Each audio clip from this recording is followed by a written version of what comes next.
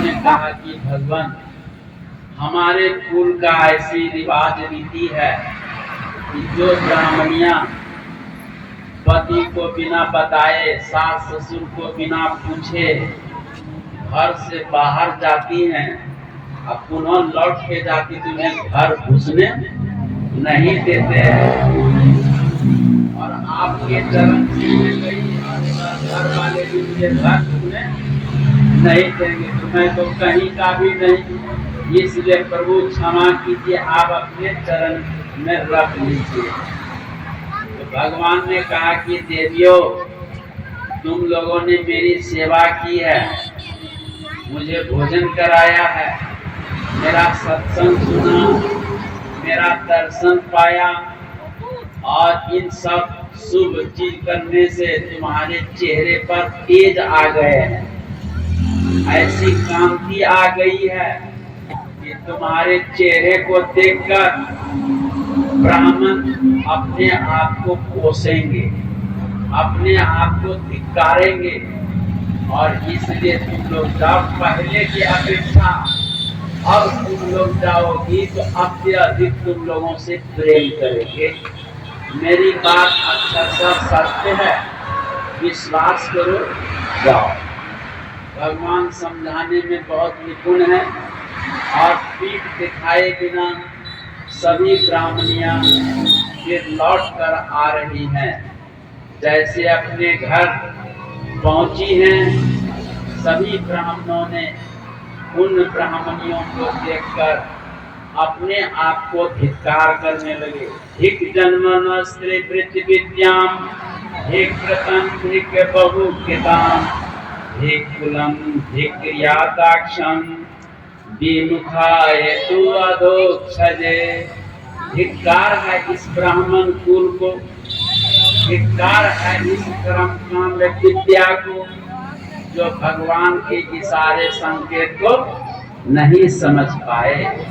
और इसी कर्म कांड विद्या के अहंकार के कारण, और वे ग्वाल बाल नहीं आए थे, भगवान का इशारा था, ब्राह्मणों, ये कर्म कांड यज्ञ हवन करने से तुम्हारा कोई कल्याण नहीं होगा, मेरा आकर दर्शन करो, मेरे वचन को सुनकर अपने जीवन को धन्य बनाओ।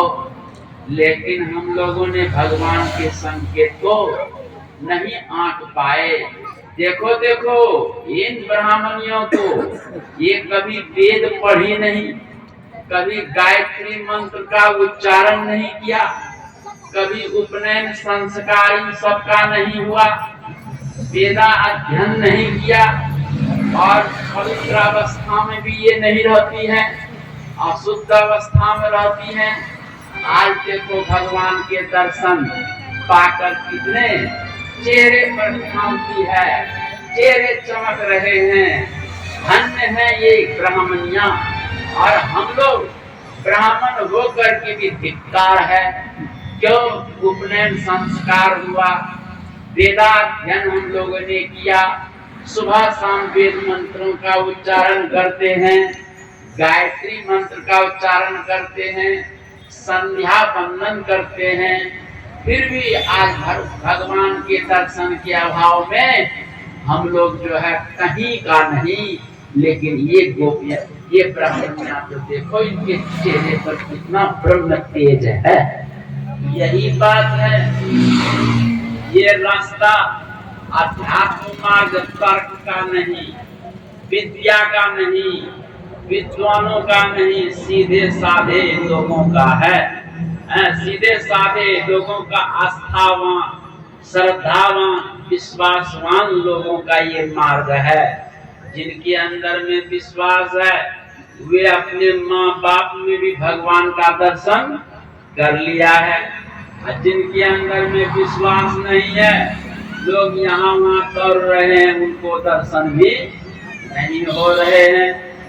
तो ये बात है, इसीलिए विश्वास फलदायकम। और इनको ब्राह्मणियों ने भगवान का दर्शन करके आज मानव शरीर कृत कर लिया। और समझने की बात है, माताओं का हृदय बहुत कोमल होता है, किसी भी बात को सहज में स्वीकार करके आस्थावान होती हैं, इसलिए भगवान जल्दी माताओं को मिल जाते हैं। पुरुषों को भगवान जल्दी मिलते नहीं हैं और वो तर्क वितर्क में अपना जीवन गंवा देते हैं। देखो ये ब्राह्मण लोग है ना, 2 जगह भगवान को धोखे दिए। एक तो यहाँ पर और एक कंस जब धनुष यज्ञ आरंभ किया था, ब्राह्मणों को बहुत सावधान दिया था कि किसी तरह से यह धनुष टूटने नहीं पावे, जितना धन लें लेकिन यहाँ तक कृष्ण पहुँच नहीं पावे। और जानते हैं वहाँ पर भी धन के लोभ में कंस का गुलाम वो ब्राह्मण फंस गए और भगवान को रोकने लगे, धनुष के पास जाने के लिए मना करने लगे। लेकिन भगवान है, उन ब्राह्मणों को उठाकर और धनुष का भंग किया, तोड़ा और फिर कंस का वध किया। ये 2 जगह भागवत में 2 जगह ब्राह्मण जहाँ भगवान के दर्शन से वंचित हो गए, कारण कर्म कांड के चलते, कर्म कांड विद्या के चलते। और ये कर्म कांड विद्या जो है घोर अंधकार के तरफ ले जाते हैं।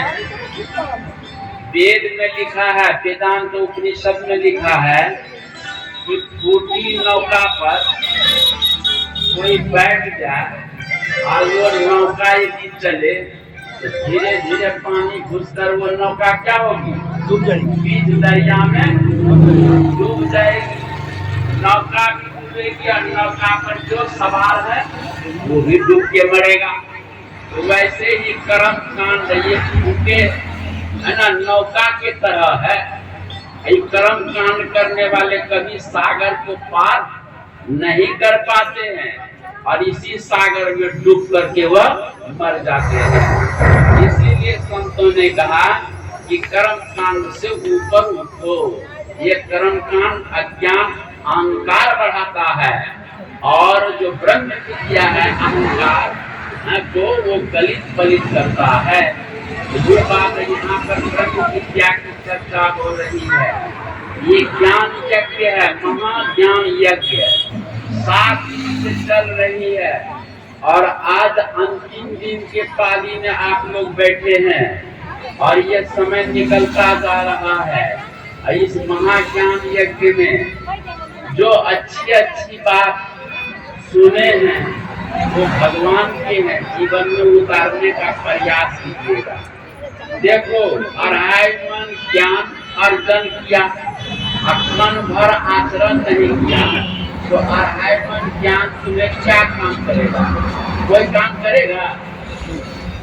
कण भर ही ज्ञान तुमने अर्जन किया, उसका आचरण व्यवहार में घटाया, वही ज्ञान आपका अपना है। वैसे ये 7 दिन तक जो आपने ज्ञान सीखा और उस ज्ञान के अनुसार यदि आप चलेंगे तो आपको बहुत लाभ हो जाएगा, बहुत कल्याण करेगा।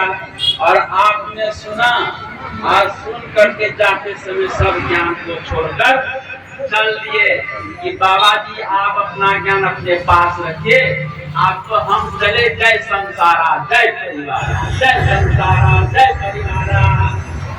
जब जय संसारा जय परिवार होने लगेगा तो बोलो ये मानव जीवन सफल होगा? नहीं होगा। और आप भगवान कृष्ण की कथा सुनने के लिए आए हैं और ये कथा अंतिम बेला है।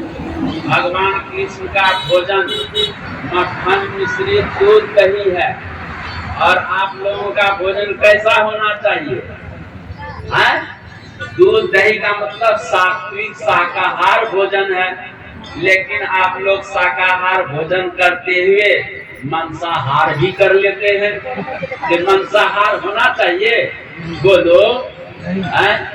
इसलिए यदि कोई मांसाहारी है तो इस कथा तीर्थ में आए, ये कुंभ मेला लगा है, ये भी एक प्रकार का तीर्थ है और इस प्रयाग में आए हैं। आप संकल्प लीजिए कि आज से मांस मछली अंडा न खाएंगे, न बच्चों को खाने थैंक यू। बोलो हाथ खाओ, हाथ खाओ, हाथ से मत खाना, न खाने देना, समझ गए? हाँ, ये संकल्प लेके जाओगे तो घर तुम्हारा पवित्र होगा और